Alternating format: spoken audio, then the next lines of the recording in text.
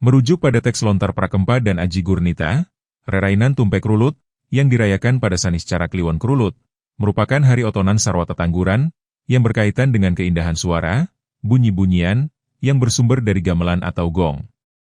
Tumpek Rulut juga dikenal sebagai otonan gong, yakni momentum pemujaan dan penghormatan kepada Ida Sang Hyang Iswara, Dewa Kesenian. Hal ini disampaikan I Gusti Ketut Widana, akademisi dari Universitas Hindu Indonesia, Unhi Denpasar.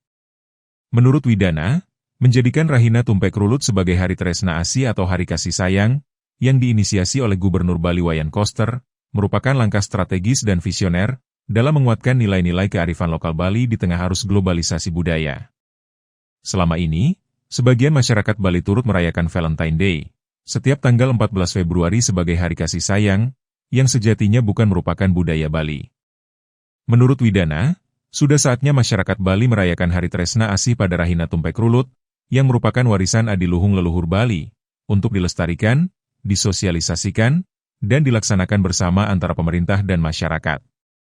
Lebih lanjut Widana menilai, bahwa dengan mensinergikan makna Tumpek Rulut sebagai hari pemuliaan seni, dan sebagai hari Tresna Asih, ditemukan titik temu yang kuat secara teologis, filosofis, estetis, dan etis. Ritual Tumpek Rulut sejatinya merupakan upaya mengharmonikan keindahan dalam rasa cinta. Ketut Winata, Bali Post.